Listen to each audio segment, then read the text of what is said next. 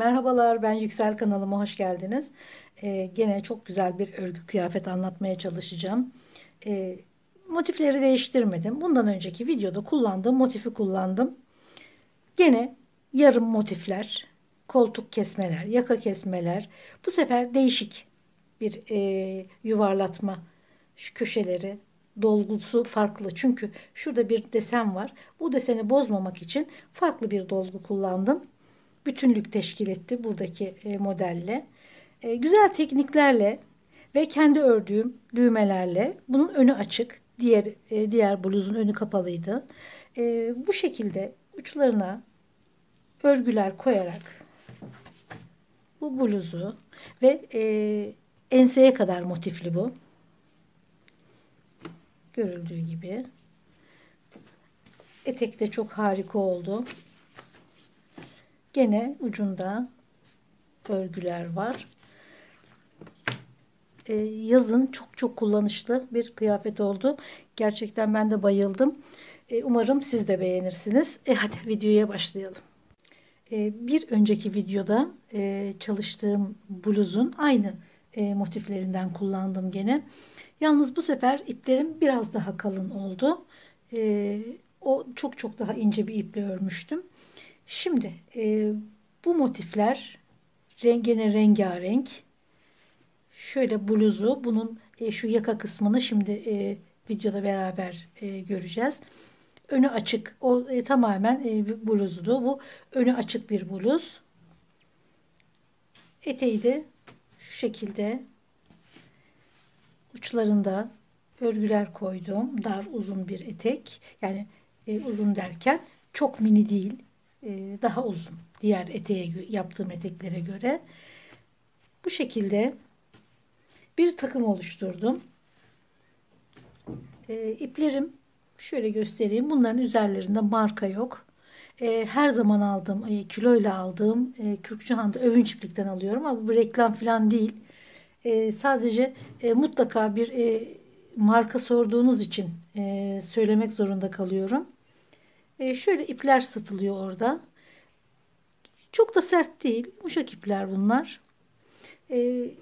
Suplalardan tutun, kıyafetlerden tutun, elbiseler, her şey örebilirsiniz. Yumuşak, kıyafete de uygun ipler. Şimdi bu iplerden yaklaşık 600-650 gram tamamını hem bluza hem eteğe ikisi toplam 650 gram kadar kullanabiliyoruz. Çok ağır bir kıyafet olmuyor. Hafif ipler, yumuşak, kıyafete uygun ipler dediğim gibi.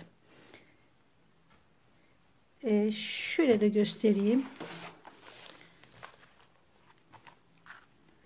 3,5 numara tığ kullanıyorum. Gramını da yazdım. Motifler her biri 9 santime 9 santim. Şöyle göstereyim. Eteğe 40 motif kullandım. 1, 2, 3, 4, 5 ve arkasında da 5, 10. Her bir sırada 4 sıra 10'ar motif, 40 motif oldu. Bluzda da 4, 8. 8 de arkada. Beden kısmına 16 motif. 4 tane, 16 tane tam motif, 8 tane yarım motif. 2 bir tarafa, bir de arkası var. 4 bir tarafa, 4 bir tarafa, 8 tane de yarım motif kullandım. Sihirli halka içerisine 2, 3 zincir çekiyorum. 3 trabzan, 2 zincir, 3 trabzan.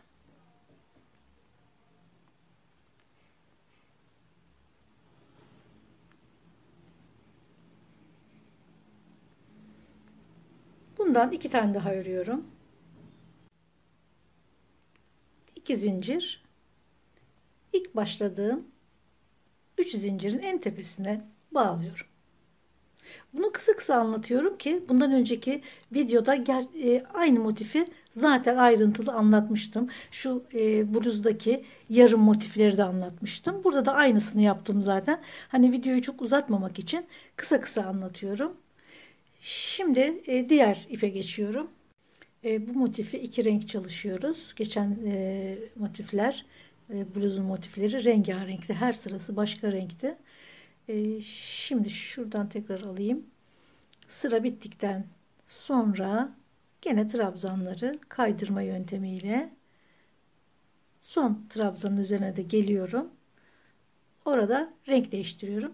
Burada ipi kesmiyorum. İki renk olduğu için bir koyu renk, bir beyaz çalışıyorum.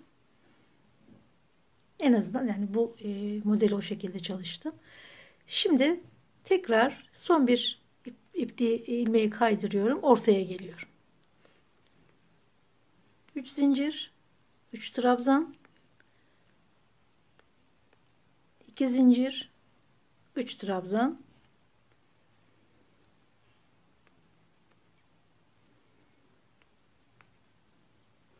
araya sadece bir tane, hatta hiç çekmeyebilirsiniz daha sık olmasını istiyorsanız motiflerin.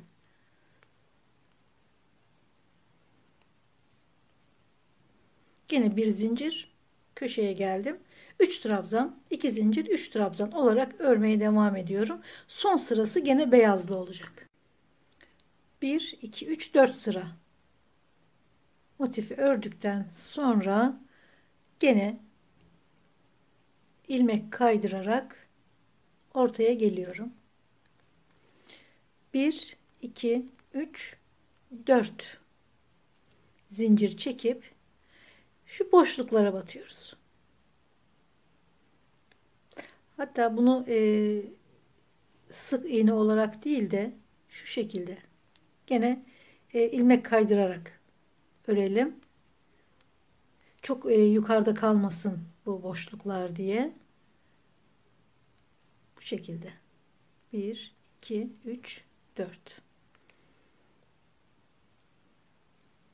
Daha örgüye yapışık kalsın. Çok fazla açılmasın. File gibi olmasın diye bu şekilde örersek daha muntazam oluyor. Boşluğa batıyorum. Köşeye 1 2 3 4 zincir, gene aynı boşluğa batıyorum. Şöyle bir köşe oluşturuyoruz. 1 2 3 4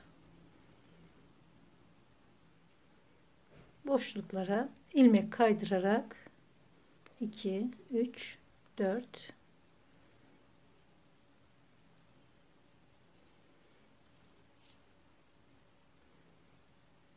bu şekilde devam ediyoruz.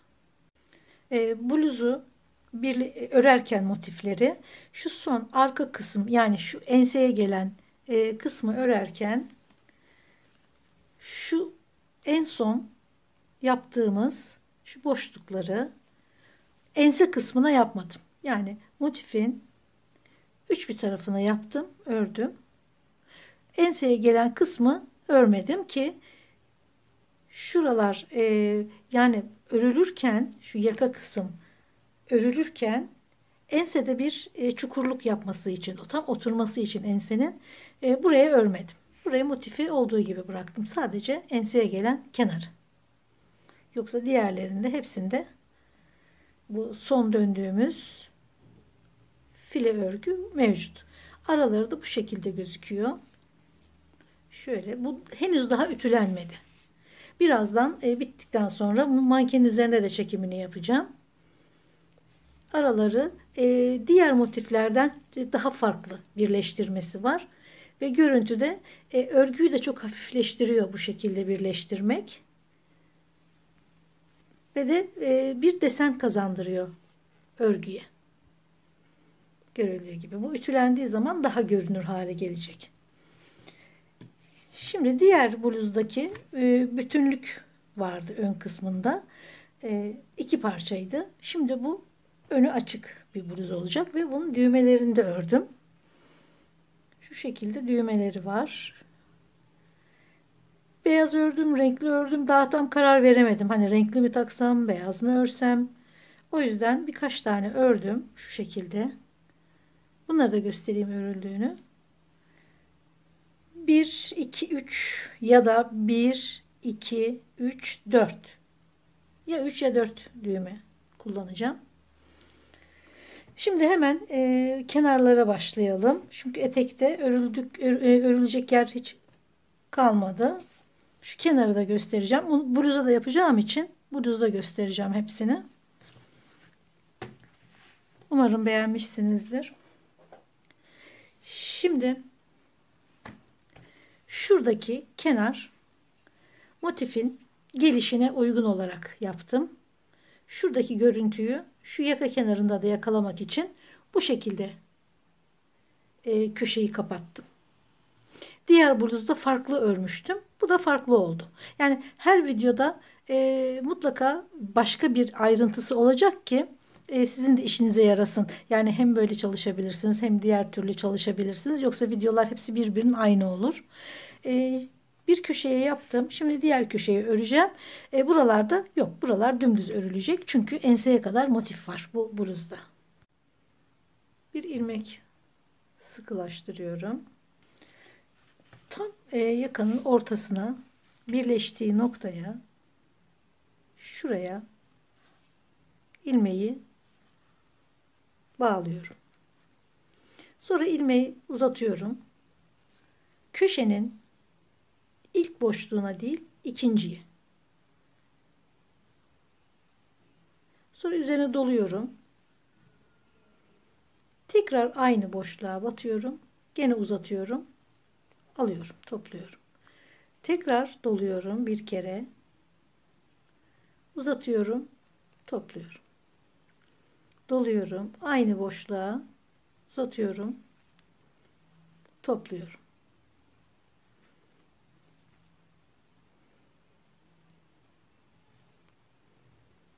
Üst üste bindirmeden topluyorum. 1, 2, 3, 4. Bu 5. Topluyorum. Gene aynı boşluğa. 3, 4, 5, 6,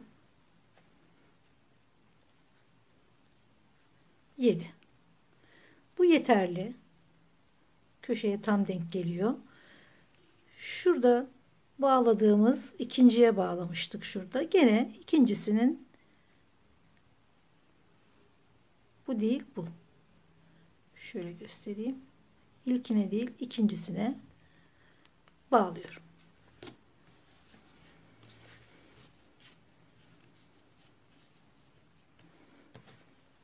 Diğer köşe gibi şu sivri olan köşeyi bu şekilde kapatmış olduk. İpi kestim.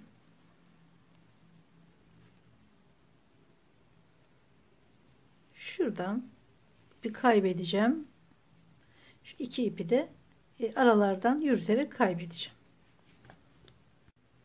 Şimdi şu ön kısımdaki 4 tane sık iğne, 4 sıra sık iğne öreceğiz her bir kenara. Sol tarafa düğme dikeceğiz. Sağ tarafa da ilik ya da birit yapacağız. Bu 4'er sıra, yani her tarafa 4 sıra sık iğne ördükten sonra yakayı örmeye başlayacağız ki muntazam bir görüntü oluşsun. Şimdi şu düğme dikeceğimiz yere ipi bağlıyorum. 3 sık iğne ile başlıyorum. İlk başta şu köşedeki boşluğa, sonrasında ipi de arkasında tutarak her boşluğa 4 sık iğne örüyoruz. 2, 3, 4. Gene ipi içinde yürütüyorum.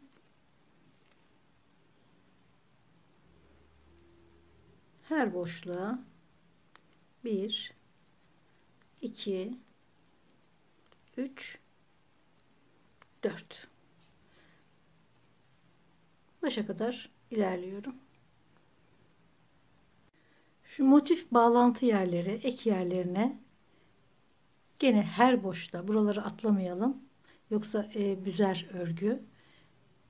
Şu iki köşeyi şu köşelerden birleştiriyorduk. Şunlar o köşelerin boşlukları. Aynı dediğim gibi her boşluğa 2 3, hatta şöyle yapalım, 3 tane doldurup ortaya bir tane batalım. Sonraki köşedeki boşluğa da gene 3 tane batalım. Orada bir çıkıntı olmasın diye. Daha düz bir görüntü olsun diye. Köşedeki boşluğun birine 3, orta ek yerine bir tane, sonraki boşluğa da 3 tane örelim. Bir tane eksik örelim ki şurası düz olsun. Şöyle bir görüntü olmasın diye. Tekrar 4 tane örerek devam ediyorum. Her boşluğa 4 sık iğne.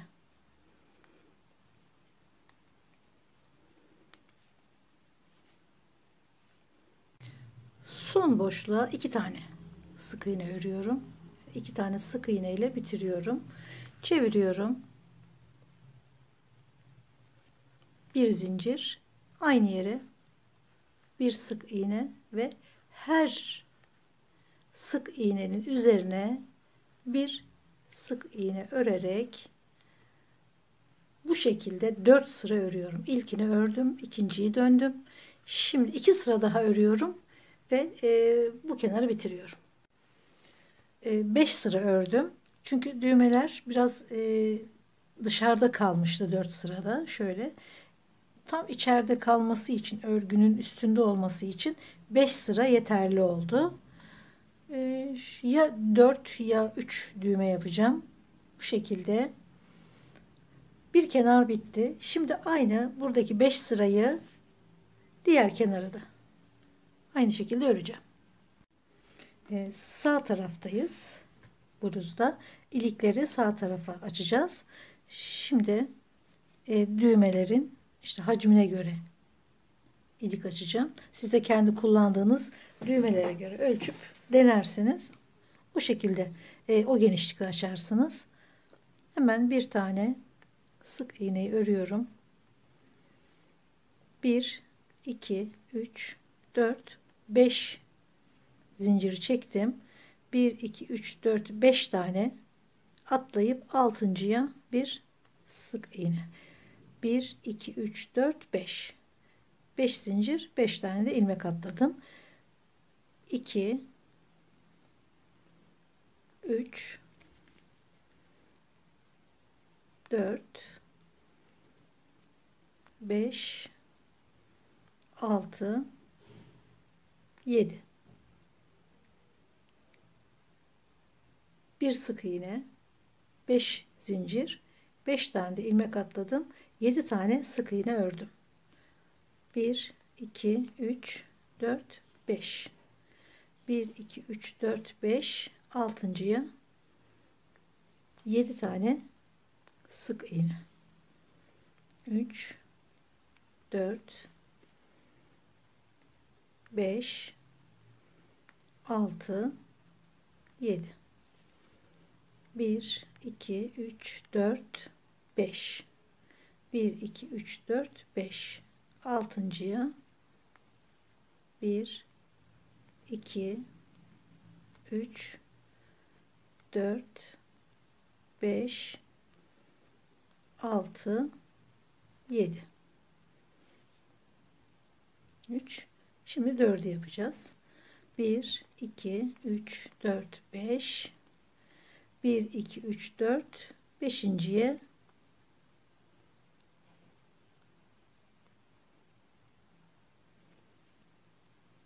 bir sık iğne. 1 2 3 4 tane ilik açtık. Şimdi dönüyorum.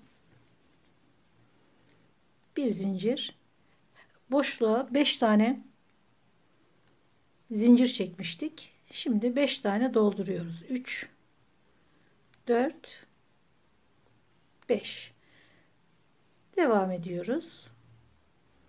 5 zincir çektiğimiz boşlukları 5 sık iğne ile dolduruyoruz. Sıra sonuna kadar bu şekilde örüyorum. Gene 5 zincire 5 sık iğne.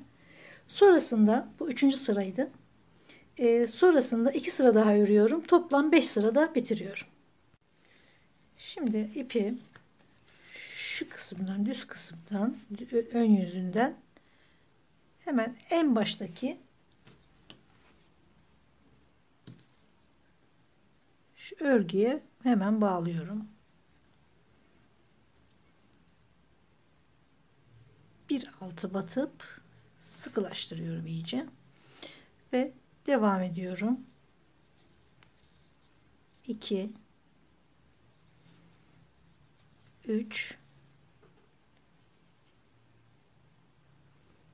1 2 3 4 5 şu boşluğa da, motifin ortasındaki boşluğa da 2 kere batıyorum. 1 2 3 4 5 6 sık iğne örüyorum. Sonra üzerine doluyorum. Burada bir meyil oluşturacağız. Hemen köşedeki ilk boşluğa çakma sık iğne, yani yarım trabzan örüyoruz. 1 2 3 4. Şöyle yukarı doğru, kola doğru yükselecek. 5 tane sık iğneyi ördük. Sonraki ilk boşluğa 4 tane çakma sık iğne, yani yarım trabzan ördüm. Doluyorum. Şimdi 2 3 trabzan, sonrasında diğer boşluğa bir sık iğne doluyorum. Hemen ilk baştaki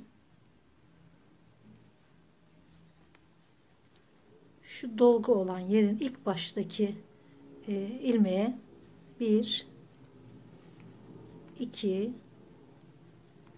3 sık iğneyi yaptıktan sonra tam ortasına gelen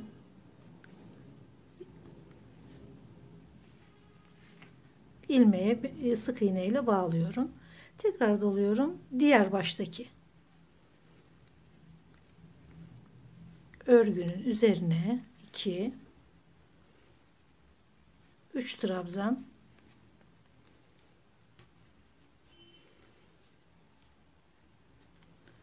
ve sonraki boşluğa bir sık iğne. Şöyle yaptık. Dönüşte hemen baştaki 1 2 3 4 5 tane sık iğne ördük. Şu köşe boşluğu bitene kadar. Şu köşedeki. Sonraki ilk boşluğa 4 tane çakma sık iğne ördükten hemen yanındaki boşluğa 3 trabzan ördük. Ortadaki şu boşluğa birleştirdik. Köşeyi kapattığımız dolgunun hemen başındaki ilmeğe 3 tane trabzan, ortaya gelen yere bir sık iğne, hemen diğer baştaki ilmeğe 3 trabzan ve yandaki boşluğa bir sık iğne. Bu şekilde yakayı yuvarlak hale getirdik.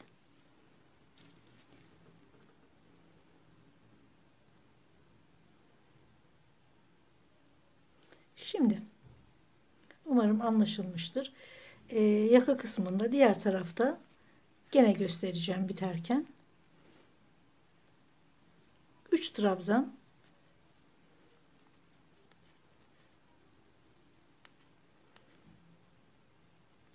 diğer boşluğa bir sık iğne. Şimdi yaka kısmına geliyor. Ense kısmına geliyoruz.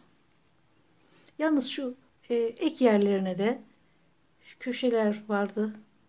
Şurada birleşiyordu.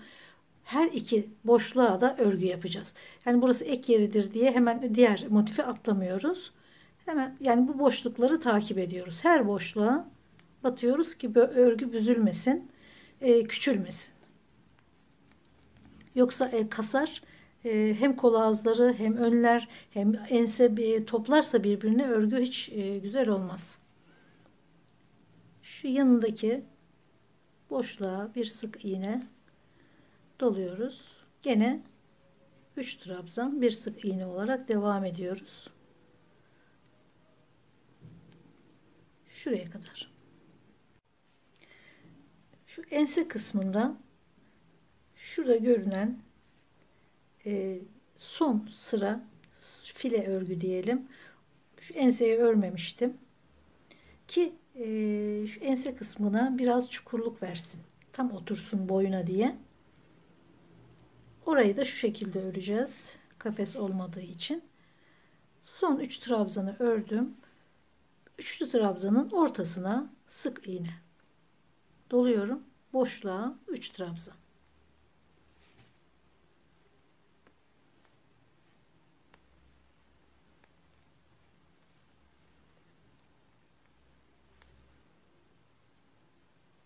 Üçlü trabzanın ortasına sık iğne doluyorum. Boşluğa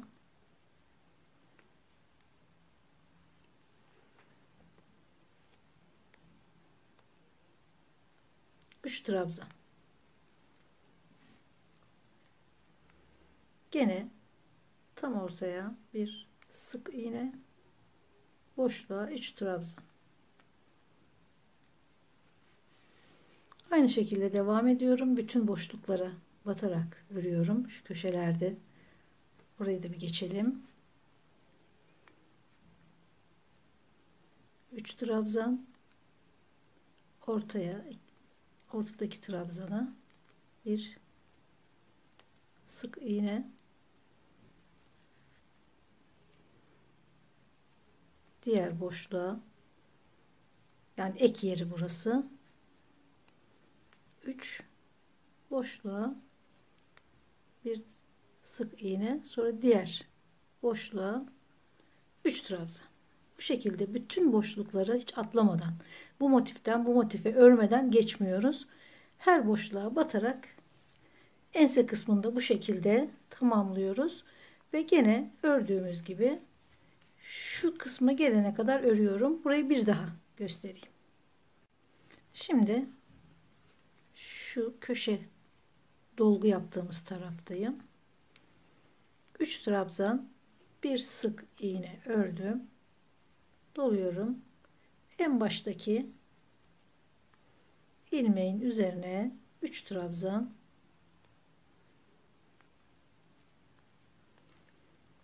tam ortaya gelecek ilmeğe de bir sık iğne, gene doluyorum. Diğer baştaki ilmeğin üzerine gene 3 trabzan.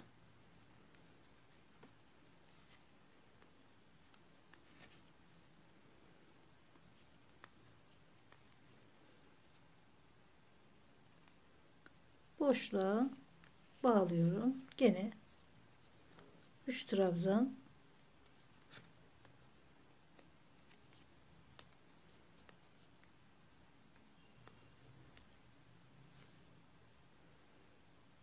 Buradaki boşluğa çakma sık iğne yapıyoruz.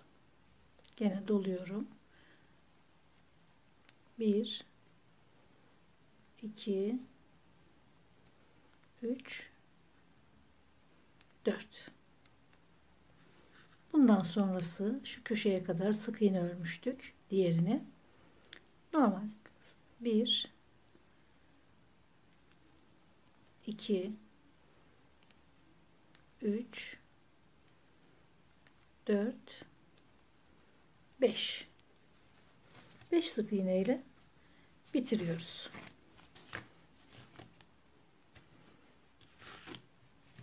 Burada ipi kesiyorum. Çünkü son sırayı, biliyorsunuz bu şu kolda da anlatmıştım. Bir trabzan sırası yapmıştık. Aynı bunun gibi. Sonra da bir sık iğne ile bitirmiştim örgüyü. Şimdi bunun bir sık iğne örgüsü kaldı. Şimdi buradan devam edersem örgünün tersi gözükecek.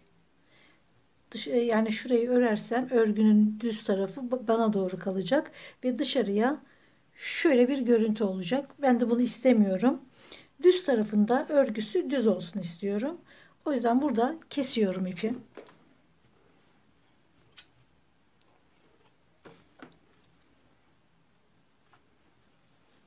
Tekrar sık iğneyi bu tarafa geçiyorum. Örgünün düz tarafında kalması için şuradan başlıyorum örmeye. En baştaki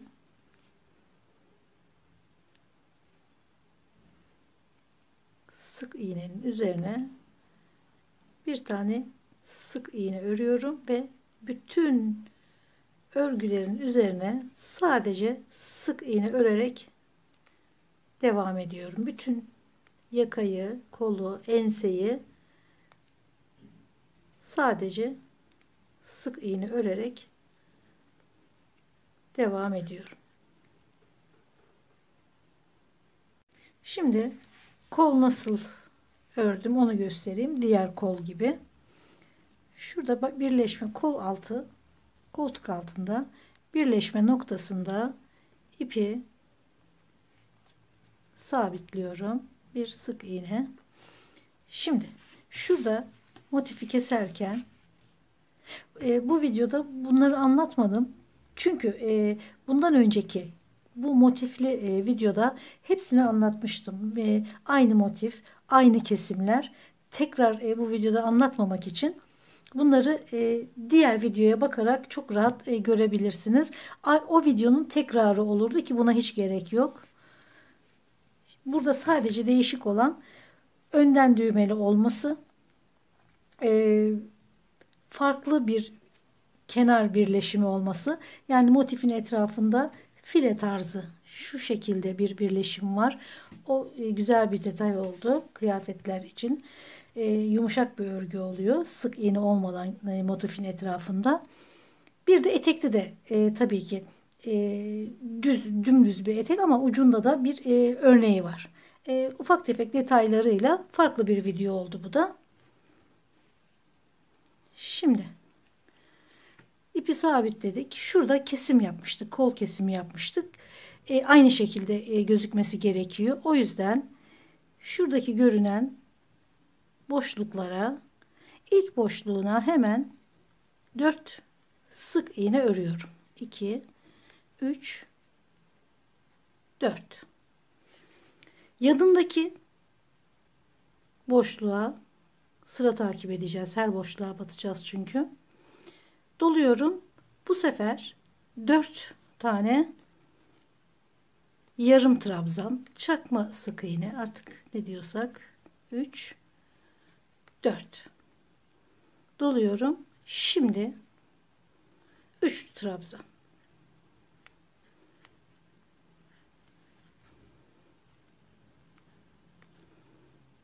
Bir sık iğne. Yakada yaptığımız gibi aynısını burada da örüyoruz. Üçlü trabzan, bir sık iğne. Şurada kesime uygun olarak şöyle göstereyim.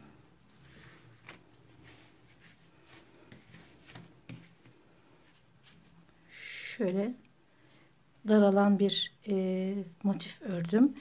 Diğer videoda buna bakarsanız nasıl örüldüğünü orada görürsünüz. Bu örgüyü de yani kenar örgüsünü de şuradaki görüntüye sadık kalmamız gerekiyor.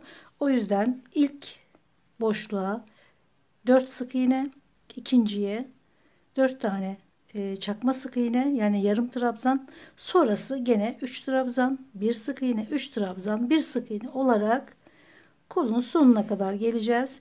Tekrar son 2 şu son 2 boşluğa çakma trabzan 4, normal çakma sık iğne 4 tane, 4 tane de sık iğne olarak şuraya başladığımız noktaya bağlayacağız. Evet, yaka ve kollar bitti. Şimdi bluzun altına bir örgü yapacağım. şu eteğe ördüğüm gibi bir kenar öreceğim. Eğer istemezseniz, bana bu fazla geldi derseniz hiç örmezsiniz. Motif halinde bırakırsınız. Aynı şekilde bluza da aynısını örebilirsiniz. Yani kenar, şu yaka ve kol kenarına ördüğümüz gibi bir sıra trabzanlı sıra, bir sırada sık iğne sırası örerek şuralardaki gibi bu şekilde bırakabilirsiniz. Etek ucuna da aynı şekilde bütünlük teşkil etmesi açısından bir sıra trabzan, bir sıra sık iğne örüp bırakabilirsiniz. Ama böyle çok şık olduğunu düşünüyorum. Bir de değişik de oldu. O yüzden aynı buradaki örgüyü 1, 2, 3, 4 sıra, bir sırada şöyle tomurcuklu bir oya yaptım etrafına. Aynısını 4 sıra olmasa da 3 sıra ya da 4 sıra aynısı da olabilir ama burası kısmı biraz daha kısa kalsa daha iyi gibi geliyor. 1, 2, 3 sıra örerim. Bir sırada gene şu kenardan ördüm mü bence yeterli. Şimdi bluzun düz tarafından en uç noktada ipi bağlıyorum.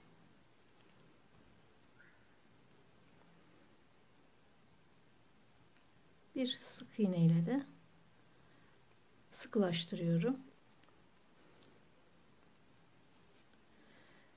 1, 2, 3, 4 zincir çekiyorum.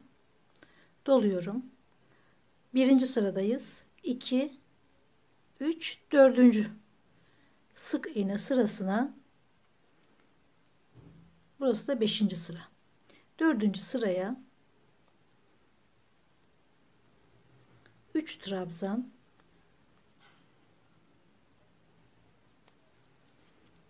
2 zincir, 3 trabzan.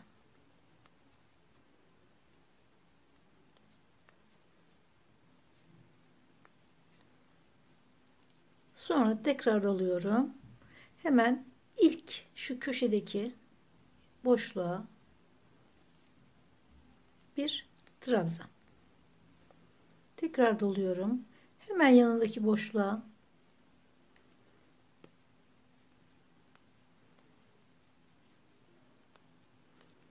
üç trabzan, 2 zincir,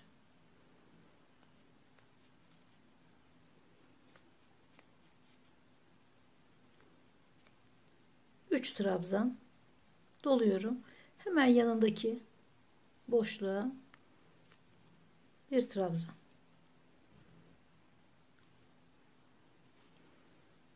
Şu başlangıç, şuradaki tek trabzan yerine geçen zincirimiz bu bizim. Sonrasında 3 trabzan, 2 zincir, 3 trabzan, hemen yanındaki boşluğa bir trabzan. Sıra sonuna kadar bu şekilde örülüyor. Doluyorum. Hemen yanındaki boşluğa 3 trabzan, 2, 3, 2 zincir, 3 trabzan daha. 3. Hemen yanındaki boşluğa bir trabzan. Tekrar 3 trabzan, 2 zincir, 3 trabzan, 1 trabzan diye devam ederek sıranın diğer ucuna kadar örmeye devam ediyorum. Sıra sonunu başladığım gibi bitirdim. Tersini çeviriyorum. 1, 2, 3, 4 zincir. Şuradaki gene tek trabzanı oluşturuyorum. Üzerine dolayıp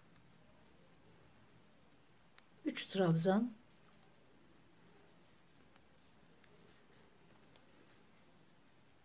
2 zincir, gene aynı yere 3 trabzan.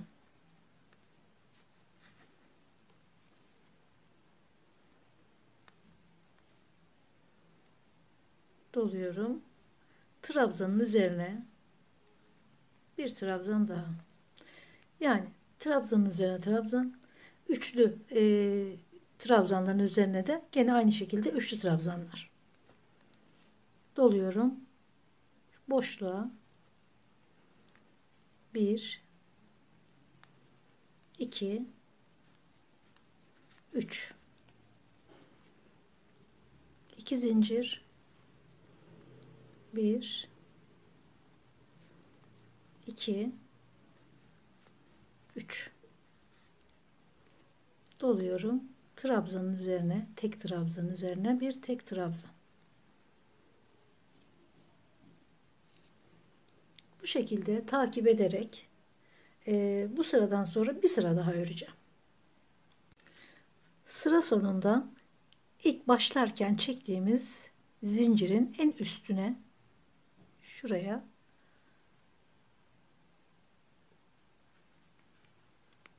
bir trabzan örüyoruz.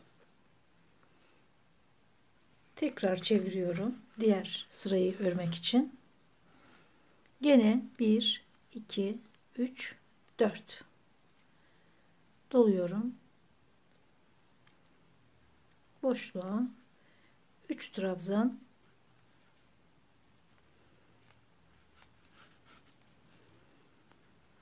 2 zincir, 3 trabzan. Tekrar bir trabzan. Gene deseni olduğu gibi devam ediyorum.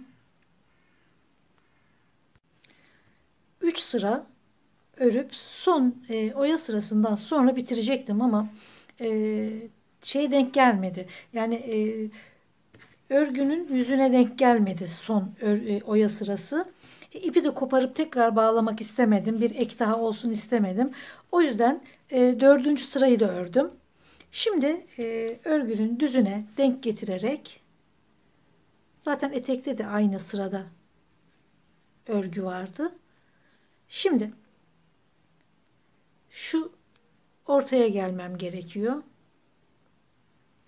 1 2 3 4 zincir çekiyorum. Gene ortaya geliyorum. 1 2 zincir, trabzanın dibine kaydırma yöntemiyle bağlıyorum. Tekrar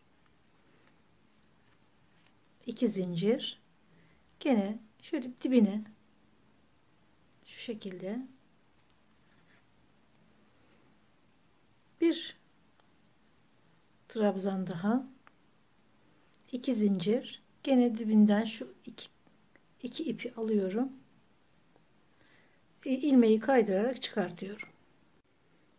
3 trabzan oldu. Şimdi dördüncüyü örüyorum. 1 2 zincir, hemen trabzanın en üstüne şu 2 zincirin de altına şu 2 tane ipi alıyorum ve ilmeği kaydırıyorum. 4 trabzanı tomurcuklarında yaptım ve ortadaki trabzanın üzerine bir sık iğne ile bağlıyorum. Doluyorum. Bir trabzan, 2 zincir, gene şu aradaki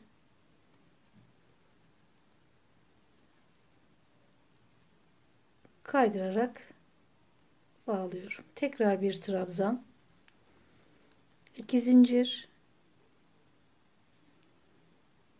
dibine bağlıyorum. 2 zincir,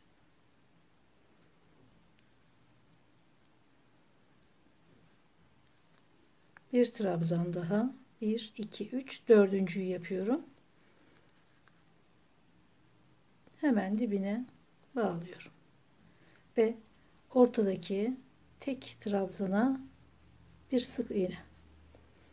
Son sırayı da bu şekilde örerek devam ediyorum. Örgü tamamen bitti. Düğmelerini de diktim. Şöyle göstereyim. Dokusuna çok güzel uydu örgü düğme. Örmesi de çok kolay. Kanalımda çanta sapı tariflerim var. E, Örgüsü sanki içinde bir malzeme varmış gibi çok sert dolgulu çanta sapları. Aslında içinde hiçbir dolgu malzemesi yok. Sadece örmesinden kaynaklanan bir teknik. O teknikle ördüğüm zaman bu şekilde dolgulu düğmeler de. Yani ben zaten oradan yola çıkarak ördüm bu düğmeleri de. Hemen göstereyim. O çanta sapının örmesini bilen bu düğmeleri de yapması kolay olur. Çantalarda örgü sapı seviyorsanız o videolarıma da bakabilirsiniz. Çakma sık iğne yapmıyorum. Normal yapıyorum. Sihirli halka içerisine 2 3 4 5 6. Şimdi 10 tane dolduracağım sık iğneyi. Daha küçük düğme için bu yeterli. Yani ne kadar iliğinize göre düğmeyi örersiniz. Bir kere denersiniz. Hangisi ebat iyi oluyorsa onu örersiniz. 2, 3, 4, 5, 6, 7, 8. Şimdilik bu yeterli olsun. Bu örnek için yapıyorum zaten. Bunlar 10 tane oldu. Ama 8 tane de 9 tane de yeterli. Şimdi birleştirmiyoruz sırayı. Amigurumi örer gibi ya da vayu örer gibi sırayı birleştirmeden yüz yuvarlak örüyoruz. Şöyle çeviriyorum. Şu arkada görünen, şu pirinç taneleri gibi görünen yerlere batıyoruz ilk sırada. Örgünün yüzü, yani normalde batmamız gereken şunlar. Ama onlara değil, tam arkasındaki şu ilmeklere batıyoruz.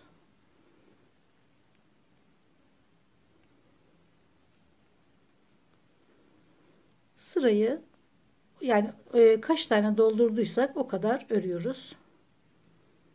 Arttırmayalım, dikkat edelim. 2. Başladığımız ilmek sayısı kadar ilmeği ördüm ve başladığım yere geldim. Sadece şuradaki pirinç gibi görünen yerlere batarak. Şimdi üçüncü sırasında örgü bize dönük olan şurası. Arkasındaki şu ilmeğe batmıştık. Şimdi bu sefer hem buna hem bir alttaki sıradan hemen üstteki ipi alıyoruz. Gene bize dönük olan ilmek burası. Hemen arkasındaki o pirinç tanesi gibi duran ve de bir altta da zaten görünüyor nereye batacağımız, hemen belli ediyor kendisini.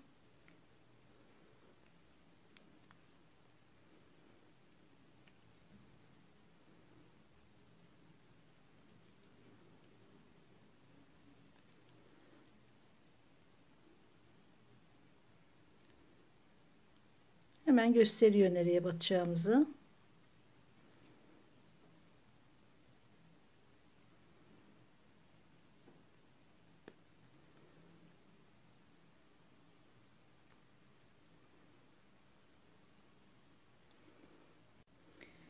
Başladığımız ilmek sayısı kadar ördüm. Başladığım yere geldim. Gene birleştirme yapmıyoruz. Devam ediyoruz. Gene şu örgüler arkasında kalan, yine o şu pirinç tanesi gibi yere batıyoruz. Fakat aynı zamanda bir alt sırada şurada görünen ipi de alıyoruz. Hemen hizasında olan, bir altında olan ipi de alıyoruz.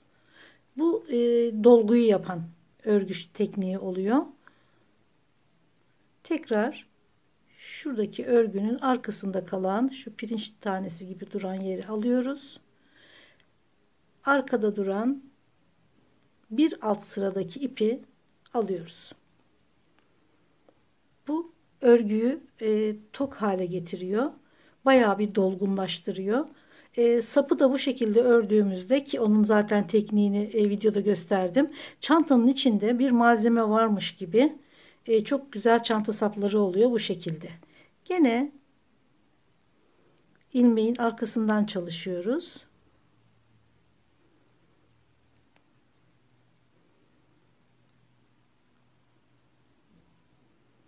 Bir tane diş buradan alıyoruz. Bir tane de tam arkasının altında kalan bir sıra alttaki ipi alıyoruz. Gene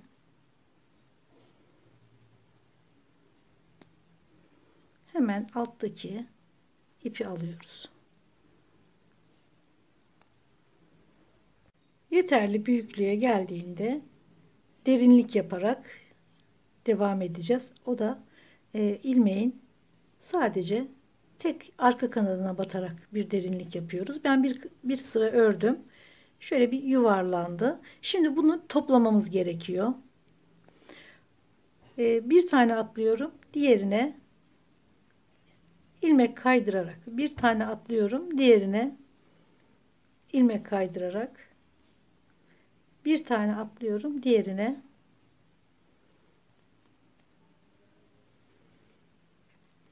bu tekniği kullanarak çok büyük çok kocaman bu dekoratif düğmeler de yapabilirsiniz. Tek düğmeli kıyafetler oluyor. Bir tane süslü düğme ile tamamlıyorlar kıyafeti. Öyle bir düğme de yapabilirsiniz. Fazla ilmekle başlayarak, yani ben bunu 8 ya da 7 ilmekli sık iğne ile başladım. Şunlar 9-10 sık iğne ile, yani ona göre büyütebilirsiniz. Bir tane atlayıp diğer ilmeği ilmek kaydırarak küçültüyorum şurayı. Bir kere daha yapıyorum. Evet, düğme hazır. Şöyle dikiş payı vererek kesiyoruz ipi. Bu şekilde. Bu tabii ki göstermek amaçlı olduğundan ufak bir düğme oldu. Tabii bu boyda düğmeler de yapabilirsiniz. Daha sık olarak. Yani bundan 4-5 tane yapsaydım belki daha küçük örmek zorunda kalırdım. Ama 4 taneye bu ölçü iyi geldi. Şimdi düğmeyi de anlattıktan sonra umarım anlaşılmıştır. Daha söyleyecek bir şeyim kalmadı. 650 gram diye yazdım ben ipi, ama bu benim kullandığım ipe göre 650 gram. Siz daha hafif bir ip kullanırsanız, yani gene 3,5'la örülebilen iplerden, yani aynı ölçüde yapmak istiyorsanız 3,5 numarayla örülebilen yaz için kullanışlı iplerden, tabii ki yani kışlık bir ip olmayacak, pamuklu merserize iplerle 3,5 numarayla örerseniz bu ölçüde bluz kıyafet ortaya çıkar. Diğer yaptığım motiften 2 sıra daha eksik bu. Diğeri ince ipti çünkü. Bu daha kalın ip. Yani ipinize göre sıraları oluşturabilirsiniz. Daha geniş isterseniz motifleri bir sıra daha fazla yapabilirsiniz. Daha uzun istiyorsanız, daha kısa istiyorsanız, her şeyin ölçüsüyle çok rahatlıkla oynayabilirsiniz bu tip kıyafetlerde, örgülerde. Umarım yardımcı olmuşumdur. Videolarımı beğeniyorsanız, bundan sonrakileri de izlemek isterseniz beğenmeyi ve abone olmayı lütfen unutmayın. Görüşmek üzere.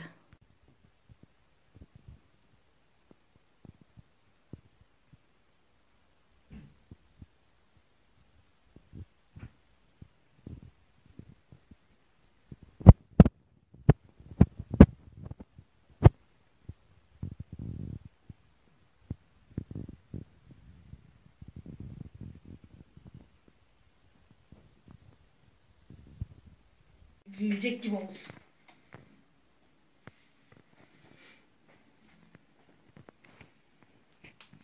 Bir de uzaktan çek. Tamam, yeter.